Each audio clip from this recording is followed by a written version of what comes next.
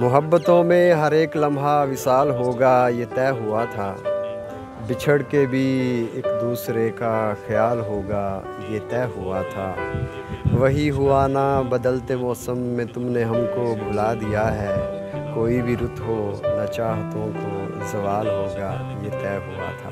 अच्छा मैनू दसो कि पाकिस्तान आके किहो जिहा लग रहा है ते की माहौल पाया तुसीं? पाकिस्तान की धरती नूं सलाम करदा। इत्थे मेरी जन्म भूमि है। ਇਹਦੇ ਨਾਲ ਮੈਨੂੰ बहुत लगाव सी। यादां जुड़ी हुई ने। जो प्यार मुहब्बत पाकिस्तानी जनता वालों मिलता सी ना, इन्नी सेवा करती। राह जांदे मुफ्त खाना मुफ्त लाना, बाघा बार्डर बड़ी बड़ी पार्टियां करनियां, बहुत ही सेवा करते सी। ते पाकिस्तान की आबादी दे विच मुस्लिम लीग भरावां दे विच सिखां लई बहुत ज़्यादा प्यार है। सब्सक्राइब करें और बेल दबाएं ताकि कोई खबर रह न जाए। अस्सलाम वालेकुम नाज़रीन, मैं हूं आपका मेज़बान एहसन ज़फ़र और आप देख रहे हैं बोल न्यूज़। नाज़रीन, काफ़ी अरसा पहले इंडिया और पाकिस्तान अलग हो गए थे, जिसमें सिखों की यहाँ पे इबादत गाहें यहाँ पे मौजूद थीं और वो इंडिया से पाकिस्तान तशरीफ़ लाते हैं। इनसे बात करेंगे और जानेंगे कि पाकिस्तान आके इनको कैसा लग रहा है। अस्सलाम वालेकुम। अच्छा मैनू दसो कि पाकिस्तान आके किहो जिहा लग रहा है ते की माहौल पाया तुसीं? देखो जी, सब तो पहला तो मैं पाकिस्तान की धरती नूं सलाम करदा। इत्थे मेरी जन्म भूमि है। ਇਹਦੇ ਨਾਲ ਮੈਨੂੰ बहुत लगाव सी ਤੇ मैं पूरे होश ਵਿੱਚ ਸੀ ਜਦੋਂ मैं ਇੱਥੋਂ ਗਿਆ। ਮੈਨੂੰ पूरी वाकफियत है, यादाश्त हैगी। ਤੇ ਇਸ ਕਰਕੇ ਇਸ यादाश्त होण करके मेरियां यादां जुड़ी होईयां ने। ਤੇ मेरे बड़े चिर दी इच्छा सी, ख्वाहिश सी कि मैं अपना पिंड जिस ਦਾ ਨਾਂ ਟੰਮਣੇ तहसील तला कंग है ਉੱਥੇ ਜਾਵਾਂ। लेकिन 3-4 ਵਾਰੀ ਆਉਣ ਦਾ ਮੌਕਾ ਮਿਲਿਆ। सिर्फ गुरदामा की यात्रा करके वापस चले जाते सी, क्योंकि वीज़ा नहीं सी अलाउड हैगा। ऐतकी मेरा लड़का मेरे नाल आया, इन्हें हिम्मत करके पाकिस्तान की एम्बेसी की मेहरबानी करके सानू वीज़ा मिल गया। मैं अपने वड्डे लड़के ते अपनी वाइफ जिहड़ी अमृतसर की जन्म जगह असी आया गुरदामा के दर्शन तो इलावा सानू मौका मिलेगा हुण कि असी अपने पिंड टम्मण जाइए। ਤੇ ਕੀ ਜਜ਼ਬਾਤ ਨੇ ਆਪਣੇ ਪਿੰਡ ਜਾ ਰਹੇ ਹੋ ਇੰਨੇ ਅਰਸੇ ਬਾਅਦ, ਇੰਨੀ ਦੇਰ ਬਾਅਦ ਆਪਣਾ ਸਕੂਲ ਵੇਖੋਗੇ ਆਪਣੇ ਪਿੰਡ ਨੂੰ, ਉੱਥੇ ਤੁਹਾਡੇ ਰਿਸ਼ਤੇਦਾਰ ਵੀ ਹੈਗੇ ਨੇ ਮੌਜੂਦ, ਇਹਦੇ ਬਾਰੇ ਵਿੱਚ ਦੱਸੋ ਸਾਨੂੰ। ਇਸ ਵੇਲੇ ਕੋਈ ਰਿਸ਼ਤੇਦਾਰ ਸਾਡੀ ਹਿੰਦੂ ਸਿੱਖ ਫੈਮਿਲੀ ਸਾਰੀਆਂ ਸ਼ਿਫਟ ਕਰ ਗਈਆਂ ਨੇ। ਕੋਈ ਇੱਕ ਫੈਮਿਲੀ ਵੀ ਸ਼ਾਇਦ ਇੱਕ ਅੱਧੀ ਜੋ ਕਨਵਰਟ ਹੋਈ ਹੋਵੇ ਤੋਂ ਰਹਿ ਗਈ ਹੋਵੇ, ਲੇਕਿਨ ਮੈਂ ਐਡਾ ਛੋਟਾ ਸੀ ਅਜੇ, ਪੂਰੀ ਮੈਨੂੰ ਵਾਕਫੀਅਤ ਨਹੀਂ ਹੈਗੀ। ਤੇ ਲੇਕਿਨ ਇਹ ਮੈਂ ਆਪਣਾ ਪਿੰਡ ਦੇ ਸਰਾਊਂਡਿੰਗਸ ਉਹਦੀਆਂ ਆਪਣਾ ਮਕਾਨ, ਹਵੇਲੀ, ਸਕੂਲ ਇਹ ਵੇਖ ਕੇ ਇਹੋ ਦਿਮਾਗ 'ਚ ਹੈਗਾ ਜੀ, ਉਹ ਖੁਸ਼ੀ ਹੋਏਗੀ ਦਿਮਾਗ 'ਚ। ਇਹ ਤਾਂ ਮੈਂਟਲ ਸੈਟਿਸਫੈਕਸ਼ਨ ਹੈਗੀ, ਅਦਰਵਾਈਜ਼ ਕੋਈ ਮਟੀਰੀਅਲ ਗੇਨ ਨਹੀਂ ਹੈਗਾ ਇਹਦੇ 'ਚ। ਅੱਛਾ ਮੈਨੂੰ ਇਹ ਦੱਸੋ, ਪਹਿਲੇ ਪਾਕਿਸਤਾਨ ਕਿੰਨੀ ਵਾਰ ਆ ਚੁੱਕੇ ਹੋ ਤੇ ਕਿਵੇਂ ਦਾ ਲੱਗਦਾ ਤੁਹਾਨੂੰ ਪਾਕਿਸਤਾਨ, ਤੇ ਪਾਕਿਸਤਾਨ ਦੇ ਲੋਕਾਂ ਵਿੱਚ ਥੋੜਾ ਯਾਤਰਾ ਤੇ ਆਇਆ 4 ਦਫਾ ਆ ਚੁੱਕਿਆ। ਫਸਟ ਟਾਈਮ 1965 ਅਪ੍ਰੈਲ 'ਚ ਆਏ ਸੀ। मेरा लड़का उदों जोड़ा हुण नाल है, साल 1.5 साल का सी। ते फस्ट टाइम असी आए, लेकिन मुड़ के लड़ाई लग गई, बड़े साल नहीं आया। फिर 81-82 3 दफ़ा फिर आया। तो उदों तो साड़ी जी मूवमेंट गुरुद्वारा तक ही कन्फाइनमेंट रही सी। लेकिन जो प्यार मुहब्बत पाकिस्तानी जनता वालों मिलता सी ना, इन्नी सेवा करती। राह जांदे मुफ्त खाना मुफ्त लाना, बाघा बार्डर बड़ी बड़ी पार्टियां करनियां, बहुत ही सेवा करते सी। ते पाकिस्तान की आबादी दे विच मुस्लिम लीग भरावां दे विच सिखां लई बहुत ज़्यादा प्यार है। अच्छा मैनू यह दसो कि हुण पाकिस्तानी किहड़ी अपनी जगह ते जाण दे तुहाडा अगे प्लान हैगा? देखो जी, असी सब तो पहलों ननकाना साहब, पंजा साहब, फिर टम्मण, फिर वापस पंजा साहब, लाहौर, करतारपुर, ਇਹ ਦੇਖ ਕੇ ਤੇ ਬਾਅਦ ਇੱਕ ਹਫ਼ਤੇ ਦੇ ਵਿੱਚ ਵਾਪਸ ਚੱਲ ਜਾਣਾ।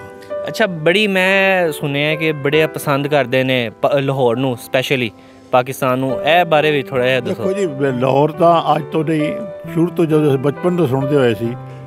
ਮੈਨੂੰ ਇੰਨਾ ਪਤਾ ਕਿ ਸਾਡੇ ਜਿਹੜੀਆਂ ਅਫੋਰਡੇਬਲ ਬੰਦੇ ਫੈਮਿਲੀ ਸੀ, ਉਹਨਾਂ ਦੇ ਬੱਚੇ ਸਾਰੇ ਲਾਹੌਰ ਹੀ ਆ ਕੇ ਪੜ੍ਹਦੇ ਸੀ। ਲਾਹੌਰ ਜਿਹੜਾ ਸੀ ਇਹ ਪੰਜਾਬ ਚੋਂ ਛੱਡ ਕੇ ਦਿੱਲੀ ਤੋਂ ਵੀ ਵੱਧ ਇਹਦੇ 'ਚ ਐਜੂਕੇਸ਼ਨ ਫੈਸਿਲਿਟੀਜ਼ ਲਾਹੌਰ ਦੇ ਵਿੱਚ ਸੀ। ਤੇ ਉਹ ਪੰਜਾਬੀ ਦਾ ਖਾਣ ਹੈਗਾ ਕਿ ਜਿਹੜਾ ਜਿਹਨੇ ਲਾਹੌਰ ਨਹੀਂ ਦੇਖਿਆ ਉਹ ਜੰਮਿਆ ਨਹੀਂ। ਤੇ ਹਰ ਇੱਕ ਪੰਜਾਬੀ ਦੀ ਦਿਲ ਦੀ ਖਾਹਿਸ਼ ਹੁੰਦੀ ਸੀ ਕਿ ਮੈਂ ਲਾਹੌਰ ਵੇਖਾਂ। ਔਰ ਲਾਹੌਰ 47 ਤੋਂ ਪਹਿਲਾਂ ਦਿੱਲੀ ਤੋਂ ਵਧੀਆ ਸ਼ਹਿਰ ਸੀ, ਆਬਾਦੀ ਵੀ ਜ਼ਿਆਦਾ ਸੀ, ਐਜੂਕੇਸ਼ਨ ਵੀ ਜ਼ਿਆਦਾ ਸੀ। ਅੱਛਾ, ਮੈਨੂੰ ਇਹ ਦੱਸੋ ਕਿ ਜਿਹੜੇ ਇੰਡੀਆ ਤੋਂ ਆਉਣਾ ਚਾਹੁੰਦੇ ਨੇ ਪਾਕਿਸਤਾਨ, ਉਹਨਾਂ ਨੂੰ ਕੀ ਪੈਗਾਮ ਦੇਣਾ ਚਾਹੋਗੇ? ਇੰਡੀਆ ਤੋਂ ਲੋਕ ਪਾਕਿਸਤਾਨ ਆਉਣਾ ਚਾਹੁੰਦੇ ਨੇ। ਦੇਖੋ, ਬੜੀ ਦੁਨੀਆ ਆਉਣਾ ਚਾਹੁੰਦੀ ਹੈ, ਲੇਕਿਨ ਜਿੰਨਾ ਚਿਰ ਸਾਡੀਆਂ ਸਰਕਾਰਾਂ ਆਪਸ ਵੀਜ਼ਾ ਖੋਲ੍ਹਣ, ਟ੍ਰੇਡ ਸ਼ੁਰੂ ਕਰਨ, ਤੇ ਦੋਨੋਂ ਮੁਲਕ ਜਿਹੜੇ ਨੇ ਬਹੁਤ ਹੀ ਖੁਸ਼ਹਾਲ ਹੋ ਸਕਦੇ ਨੇ। ਤੇ ਆਵਾਜਾਈ ਤੇ ਅੱਜ 35 ਮੀਲ ਤੋਂ ਡਿਸਟੈਂਸ ਹੈਗਾ ਲਾਹੌਰ ਤੇ ਅੰਮ੍ਰਿਤਸਰ ਜਿਹੜਾ ਸੀ ਬਿਜ਼ਨਸ ਸੈਂਟਰ ਸੀ, ਲਾਹੌਰ ਸੀ ਐਜੂਕੇਸ਼ਨ ਸੈਂਟਰ ਸੀ 47 ਤੋਂ ਪਹਿਲਾਂ। ਤੇ ਬੜਾ ਮੇਲ ਮਿਲਾਪ, ਜਦੋਂ ਕੋਈ ਮੌਕਾ ਮਿਲਦਾ ਕ੍ਰਿਕਟ ਮੈਚ ਦੇ ਬਹਾਨੇ ਜਾਂ ਹੋਰ, ਬੜਾ ਚਾਅ ਹੁੰਦਾ ਦੋਨੋਂ ਪਾਸੇ, ਲਾਹੌਰ ਵਾਲਿਆਂ ਨੂੰ, ਪਾਕਿਸਤਾਨ ਵਾਲਿਆਂ ਨੂੰ, ਔਰ ਸਾਡੇ ਪੰਜਾਬ ਵਾਲਿਆਂ ਨੂੰ, ਕਿ ਅਸੀਂ ਜਾਈਏ, ਆਪਾਂ ਮੇਲ ਮਿਲਾਪ ਕਰੀਏ। ਔਰ ਜਦੋਂ ਅਸੀਂ ਵੇਖਿਆ, ਅਸੀਂ ਆਏ ਹਾਂ, ਸਾਡੀ ਪਾਕਿਸਤਾਨੀ ਭਰਾਵਾਂ ਨੇ ਬਹੁਤ ਹੀ ਰਿਗਾਰਡ ਕੀਤਾ, ਬਹੁਤ ਹੀ ਰਿਸਪੈਕਟ ਕੀਤੀ ਹੈ। ਅੱਛਾ, ਮੈਨੂੰ ਤੁਸੀਂ ਦੱਸੋ ਕਿ ਕਿਵੇਂ ਲੱਗਿਆ ਪਾਕਿਸਤਾਨ, ਤੇ ਪਹਿਲੇ ਤੁਸੀਂ ਕਿੰਨੀ ਵਾਰੀ ਆ ਚੁੱਕੇ ਹੋ ਪਾਕਿਸਤਾਨ? ਬਹੁਤ ਵਾਰੀ ਆ ਚੁੱਕੀ ਮੈਂ ਪਾਕਿਸਤਾਨ ਆ ਚੁੱਕੀ ਹਾਂ। ਪਾਕਿਸਤਾਨ ਬਹੁਤ ਵਧੀਆ ਹੈ। ਇੱਥੇ ਸਾਡਾ ਕਿਸੇ ਟਾਈਮ 'ਤੇ ਮਹਾਰਾਜਾ ਰਣਜੀਤ ਸਿੰਘ ਨੇ ਇੱਥੇ ਰਾਜ ਕੀਤਾ ਹੈ।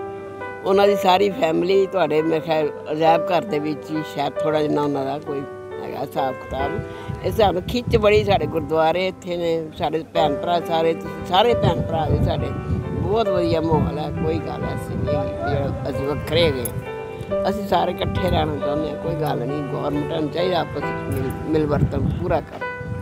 ਕਿਵੇਂ ਲੱਗਦਾ ਪਾਕਿਸਤਾਨ ਵਿੱਚ ਆ ਕੇ ਤੁਹਾਨੂੰ? ਅੱਛਾ ਹੈ, ਠੀਕ ਹੈ, ਵਧੀਆ, ਬਹੁਤ ਵਧੀਆ ਸੇਵਾ ਕਰਦੇ ਆ, ਬੜਾ ਵਧੀਆ ਵਰਤਦੇ ਨੇ, ਸਭ ਕੁਝ ਠੀਕ ਠਾਕ ਵਧੀਆ। ਮੈਂ ਪਹਿਲੀ ਵਾਰੀ 1981 'ਚ ਆਇਆ ਸੀ। ਇੰਡੀਆ ਪਾਕਿਸਤਾਨ ਦਾ ਮੈਚ ਸੀਗਾ, ਟੈਸਟ ਮੈਚ ਸੀ ਗੱਦਾਫੀ ਸਟੇਡੀਅਮ 'ਚ। ਤੇ ਉਸ ਤੋਂ ਬਾਅਦ ਵੀ 3-4 ਵਾਰੀ ਗੁਰਦੁਆਰਿਆਂ ਸਾਹਿਬ ਦੀ ਯਾਤਰਾ 'ਤੇ ਆ ਸਕਿਆ। ਤੇ ਇਸ ਵਾਰੀ ਹੁਣ ਮੌਕਾ ਮਿਲਿਆ ਕਿ ਮੈਂ ਆਪਣੇ ਪੇਰੈਂਟਸ ਨੂੰ ਆਪਣਾ ਉਹਨਾਂ ਦਾ ਬਰਥ ਪਲੇਸ ਦਿਖਾ ਸਕਾਂ, ਡੈਡੀ ਨੂੰ, ਤੇ ਉਹਨਾਂ ਨੂੰ ਨਾਲ ਲੈ ਕੇ ਆਇਆ। ਤੇ ਬਸ ਹੁਣ ਉੱਧਰ ਚੱਲੇ ਹਾਂ। ਉਹ ਐਕਸਾਈਟਿਡ ਹਾਂ ਅਸੀਂ ਸਾਰੇ ਜਾਣੇ ਵੀ ਉੱਧਰ ਜਾਣਾ ਮੈਂ, ਤੇ ਬਸ ਇਹ ਖੁਸ਼ੀ ਹੈ ਜੀ। ਅੱਛਾ, ਸਪੈਸ਼ਲ ਲੈ ਕੇ ਆਇਓ ਤੁਸੀਂ ਆਪਣੇ ਜਿਹੜੇ ਮੰਮੀ ਡੈਡੀ ਨੂੰ ਉੱਥੋਂ? ਜੀ, ਸਪੈਸ਼ਲ ਇਹਨਾਂ ਦੀ ਬੜੀ ਮਨ 'ਚ ਇੱਛਾ ਹੈ ਕਿ ਆਪਣੇ ਬਰਥ ਪਲੇਸ ਦੇਖਿਆ ਜਾਵੇ। ਇਹਨਾਂ ਦੀਆਂ ਮੈਮਰੀਜ਼ ਆ ਉੱਥੋਂ ਦੀਆਂ ਸਾਰੀਆਂ, ਤੇ ਅਸੀਂ ਵੀ ਹਰ ਵੇਲੇ ਇਹਨਾਂ ਕੋਲੋਂ ਗੱਲਾਂ ਸੁਣਦੇ, ਤੇ ਇਸ ਬਹਾਨੇ ਹੁਣ ਲਾਈਵ ਦੇਖ ਸਕਾਂਗੇ ਸਾਰੀਆਂ ਚੀਜ਼ਾਂ। ਕੋਈ ਇੱਕ ਦੋ ਗੱਲ ਦੱਸੋ ਜਿਹੜੇ ਤੁਹਾਡੇ ਡੈਡੀ ਤੁਹਾਨੂੰ ਸੁਣਾਉਂਦੇ ਸੀ ਆਪਣੇ ਪਿੰਡ ਦੇ ਬਾਰੇ ਵਿੱਚ। ਪਿੰਡ 'ਚ ਇੱਕ ਤਾਂ ਚਸ਼ਮੇ ਦੀ ਹਮੇਸ਼ਾ ਗੱਲ ਕਰਦੇ ਕਿ ਉਹ ਪਾਣੀ, ਉਹਦੇ ਨਾਲ ਦਾ ਪਾਣੀ ਦੁਨੀਆ 'ਚ ਅੱਜ ਤੱਕ ਕਿਧਰੇ ਨਹੀਂ ਹੈਗਾ। ਸਕੂਲ ਕਹਿੰਦੇ ਸੀਗੇ ਬਹੁਤ ਵਧੀਆ ਹੈਗਾ ਵਾ, ਤੇ ਸਰਾਊਂਡਿੰਗ ਵੀ ਬਹੁਤ ਸੋਹਣੀ ਹੈ। ਤੇ ਬਸ ਹੁਣ ਉਹੀ ਹੈਗਾ ਵਾ, ਐਕਸਾइटमेंट हैगी कि जाके देखा जावे। मोहब्बतों में हर एक लम्हा विसाल होगा ये तय हुआ था, बिछड़ के भी एक दूसरे का ख्याल होगा ये तय हुआ था, वही हुआ ना बदलते मौसम में तुमने हमको भुला दिया है, कोई भी रुत हो न चाहतों को ज़वाल होगा ये तय हुआ था। देखें जी, पार्टीशन तो 47 में हो चुकी है, लेकिन हमारे जो सिख भाई उधर मौजूद हैं जिनकी सकाफ़त, जिनकी ज़ुबान और किसी किस्म की तफरीक नहीं है, वो भी एक खुदा को मानते हैं, हम भी एक खुदा को मानते हैं। There are number of similarities, ठीक है। तो वो आते हैं, उनको होस्ट करना हमें अच्छा लगता है और शुक्र है कि वो वफ़ा निभा रहे हैं और हम उनको होस्ट करके वफ़ा निभा रहे हैं। तो इंडियन भाइयों को हम यही कहेंगे कि अभी सोशल मीडिया का दौर है और आप ज़रूर आएँ। आपने पाकिस्तान की जो एक distorted version of this country वो आपने देखा है। हम बहुत मोहब्बत करने वाले लोग हैं, आप आएँ, हम आपको पलकों पे बिठाएंगे, आपको हम होस्ट करेंगे। हिंदुओं की बहुत सारी इबादत गाहें यहाँ मौजूद हैं, सिख भाइयों की यहाँ इबादत गाहें मौजूद हैं। ये धरती भी उनकी है, वो धरती हमारी है, हम बैठे भी वाघा के ऊपर हैं। तो जब मर्ज़ी आएँ। और मसला हुकूमतों का ये आ जाता है कि वीज़ा प्रोसेस के अंदर इतनी हर्डल्स होती हैं जिसकी वजह से बहुत सारे लोग स्केर्ड होते हैं उस प्रोसेस में इंगेज होने के लिए।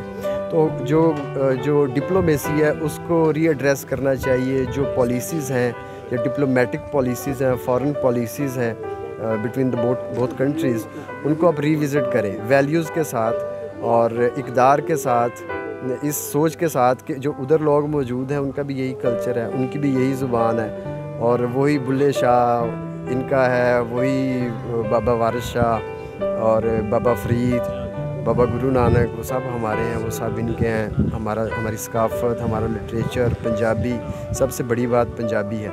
हमारी ज़ुबान सेम है, हमारी इक़दार सेम है, इस वजह से हम उनको वेलकम कहते हैं।